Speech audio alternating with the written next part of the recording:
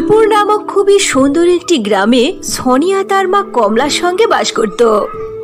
সোনিয়া দেখতে ছিল খুবই কালো, এজন্য সে সবসময়ই মন খারাপ করে থাকত। সোনিয়ার জীবন ছিল ছোটবেলা থেকে অনেক কষ্টের। ভালোবাসার মতো তার মা ছাড়া আর কেউ ছিল না পৃথিবীতে। সোনিয়া যখন খুবই ছোট ছিল তখনই তার বাবা মারা গিয়েছিল। ছোট থেকেই সোনিয়ার ইচ্ছা ছিল সে বড় হয়ে একজন ডান্স শিল্পী হবে। সে টিভির সামনে বসে নায়িকাদের নাচ দেখত, হুবহু ওই রূপী করে তার মাকে দেখাতো। সোনিয়ার বয়স যখন 10 বছর হলো তখন তার মা কমলাও এক গুরুতর অসুস্থতায় মারা গেল। মা, এখন আমি কি করব? তুমি ছাড়া তো এই পৃথিবীতে আমার কেউ নেই। কেন তুমি আমাকে ছেড়ে চলে গেলে? কিছুক্ষণ পরে সোনিয়ার মাকে কবরস্থ করা হলো। এরপরে তার খালা তার বাড়িতে আসলো আর বলল, সোনিয়া, মা আমার, তুই কান্না করিস না। আজ থেকে তুই আমার সাথে থাকবি। কোনো জিনিসের অভাব তোকে বুঝতে দেব না। আমি তোর মা।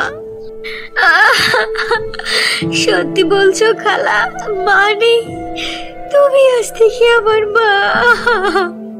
এরপর সোনিয়া তার খালা কমলার সাথে তার বাড়িতে চলে আসলো। সোনিয়ার খালারও একটি মেয়ে ছিল, তার নাম ছিল প্রিয়া। সোনিয়া তার খালার বাড়ি যাওয়ার পরে প্রথম তার খালা তাকে খুবই ভালোবাসতো।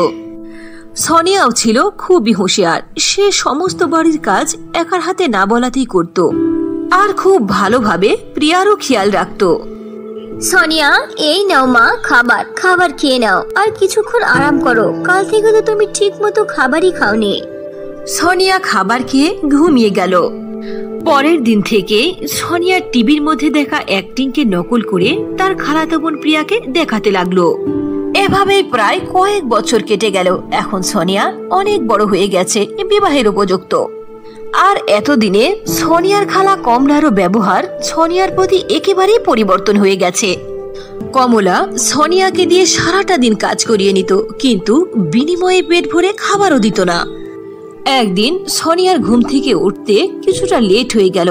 তখন তার খালা তার কাছে এসে বলল, এই যে মুখ পুরি কালো বান্দরি, কখন ঘুম থেকে উঠবে? বেলা তো মাথার উপরে উঠে গিয়েছে। নাস্তা কখন বানাবি? যা তাড়াতাড়ি আমার জন্য চা করে নিয়ে আয়। খালার চেঁচামেচির আওয়াজ শুনে সোনিয়ার ঘুম ভাঙলো। সোনিয়া দৌড়ে কিচেনে গেল তার খালার জন্য চা তৈরি করতে। ভুলবশত সোনিয়ার হাত লেগে চায়ের কাপ থেকে চা পড়ে তার হাত পুড়ে গেল। আহ মা, বাঁচাও! ইস, আমার হাত পুড়ে গেল, চা পড়ে গেছে। সোনিয়ার চেঁচামেচির আওয়াজ শুনে কমলা কিচেনে চলে আসলো আর বলল, এত চিৎকার করার কি আছে? সামান্য একটু চাই তো হাতে পড়েছে, তাই না? আমি যোগা করছিলাম, আমার মুডটাই তুই নষ্ট করে দিয়েছিস, যত সব। এসব বলে কমলা খুবই রেগে গিয়ে সোনিয়াকে একটি থাপ্পড় বসিয়ে দিল।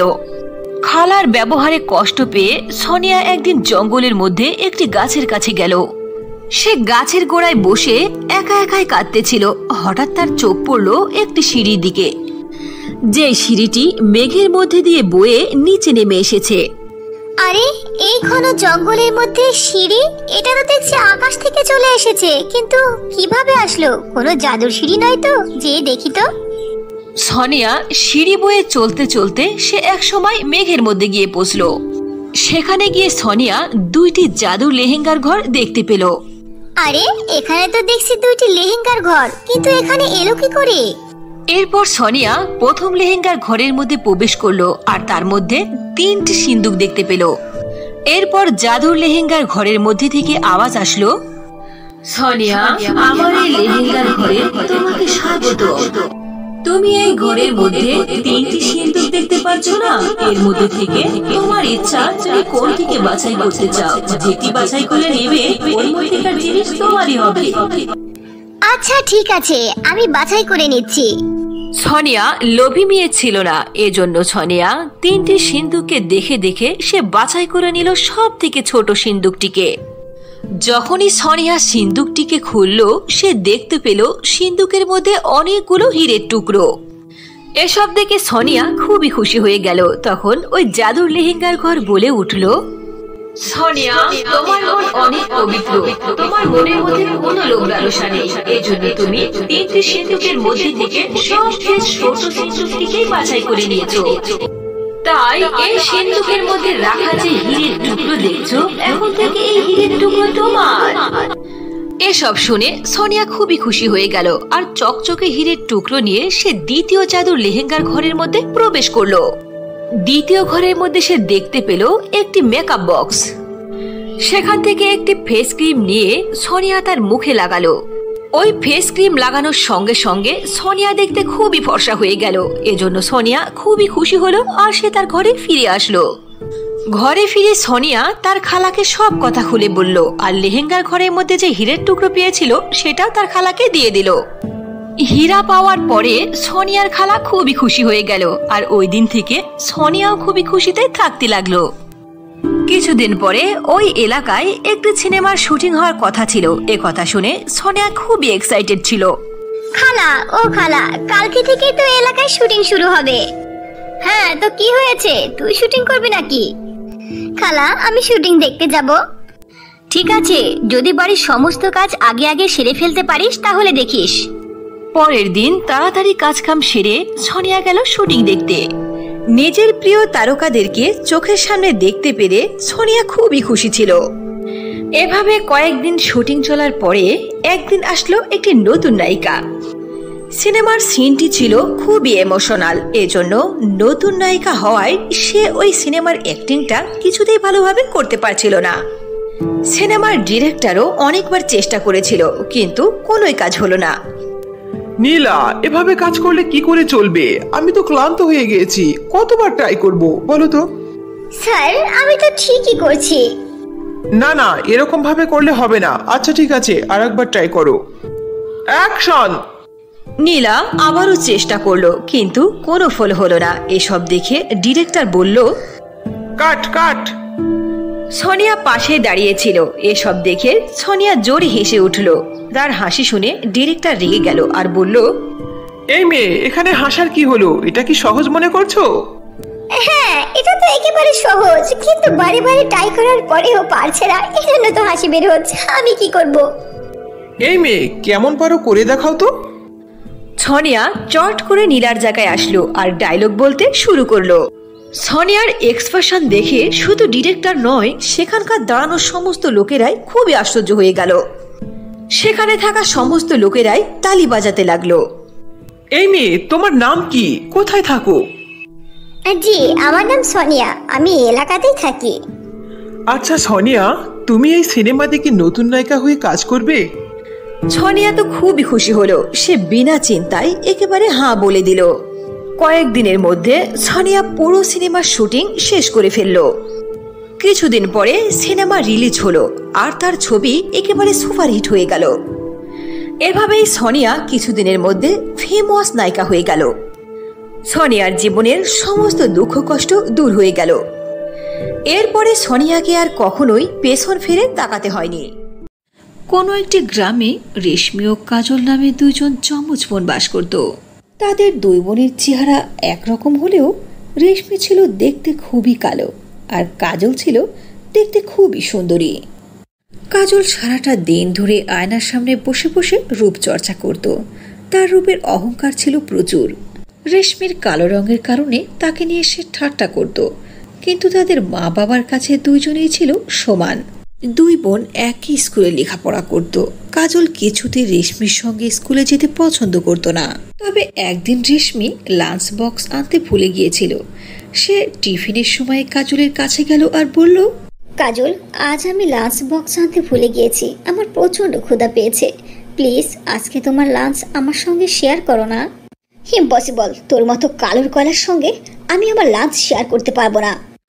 তখন সেখানে কাজলের বান্ধবী চলে আসলো আর বলল, আরে রে কাজল, এটা তোমার বোন না? কি আশ্চর্য, একজন হোয়াইট আর একজন ব্ল্যাক। এ কথা শুনে সব বাচ্চারা জোরে জোরে হাসতে আরম্ভ করলো। এতে কাজল নিজেকে ইনসাল্ট মনে করলো।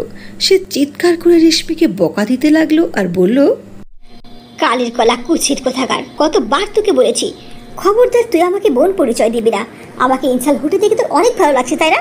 এখানে দাঁড়িয়ে কি দেখছিস, যা এখান থেকে।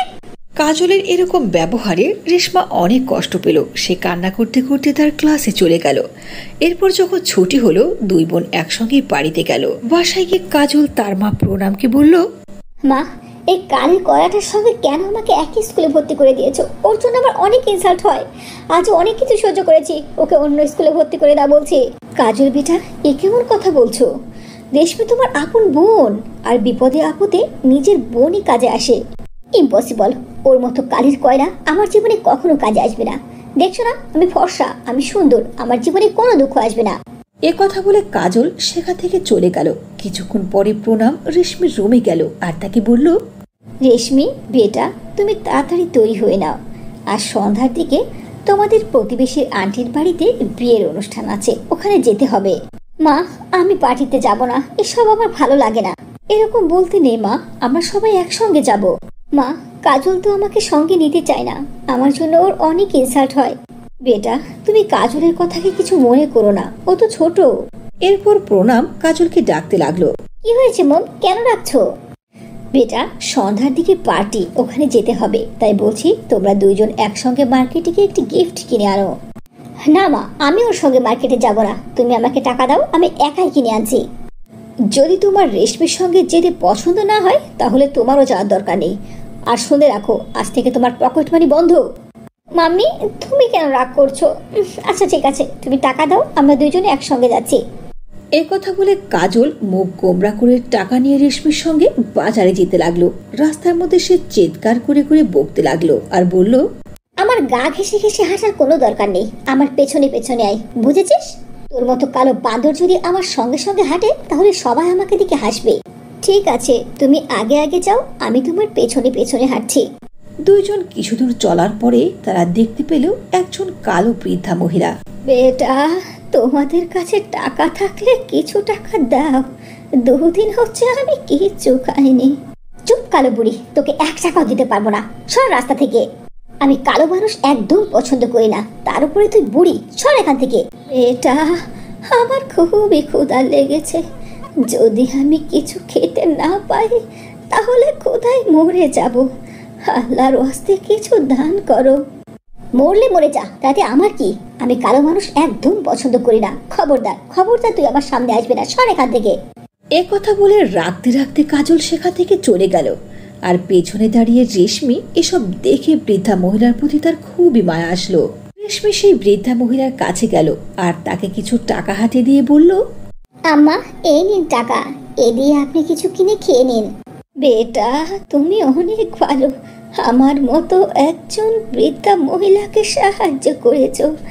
আর আগের ওই মেয়েটা খুবই খারাপ, ওর মনে কোনো দয়া নেই।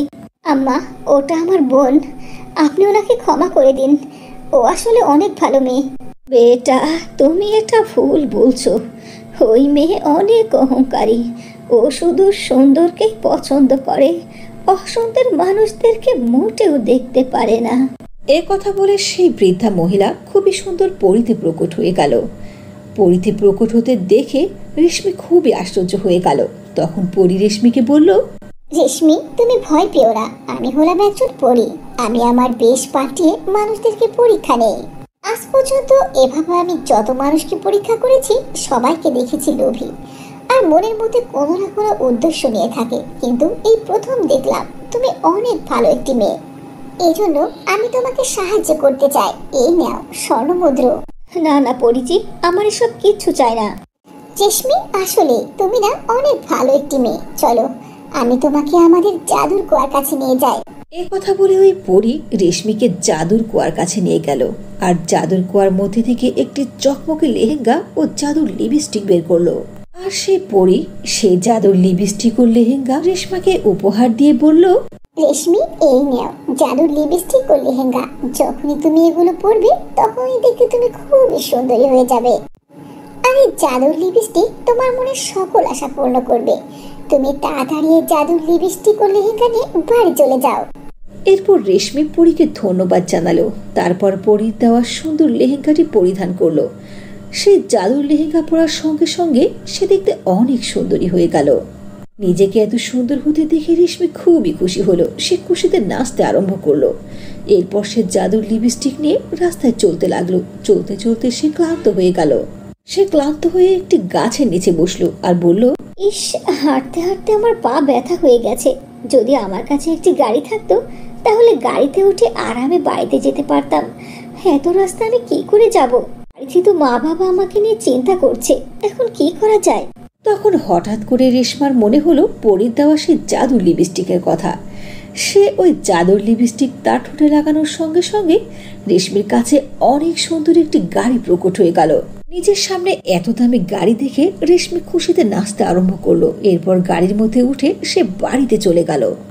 রেশমিকে এত দামি গাড়িতে চড়ে আসতে দেখে কাজল ও তার মা প্রণাম প্রচন্ড আশ্চর্য হয়ে গেল। তারা নিজেদের চোখে বিশ্বাস করতে পারছিল না। আর যখনই সে গাড়ি থেকে নামলো তখন তার মা রেশমিকে বলল, রেশমি বেটা, এসব কি?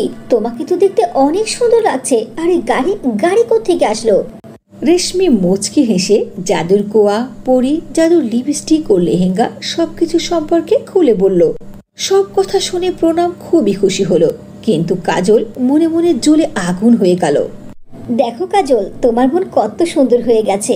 এখন তো আর বোনকে নিয়ে কোনো প্রবলেম নেই তোমার, ঠিক বলিনি? হ্যাঁ হ্যাঁ, তোমার মেয়েকে একেবারে বিশ্ব সুন্দরী লাগছে। এ কথা বলে মুখ গোমরা করে কাজল তার রুমে চলে গেল আর মনে মনে ভাবতে লাগলো, এই জাদুর লিপস্টিক আমার কাছে থাকা চাই।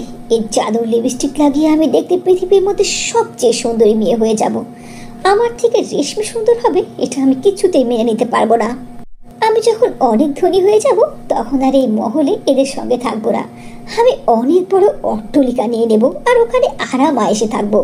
এসব ভেবে কাজল চুপ করে রেশমির ঘরে প্রবেশ করলো আর তার জাদুর লিপস্টিক চুরি করে তার রুমে নিয়ে আসলো। আমার কি যে আনন্দ লাগছে! এখন আমি এই জাদুর লিপস্টিক আমার ঠোঁটে লাগাবো। আমি দেখতে খুব সুন্দরী হয়ে যাব। এ কথা বলে কাজল যখনই জাদুর লিপস্টিক তার ঠোঁটে লাগালো সঙ্গে সঙ্গে সে দেখতে কুৎসিত ও বৃদ্ধা মহিলাতে পরিণত হলো। আয়নার মধ্যে নিজের চেহারা দেখে কাজল চিৎকার করতে শুরু করলো। কাজলের চিৎকারের আওয়াজ শুনে রেশমি ও প্রণাম দৌড়ে তার কাছে গেল।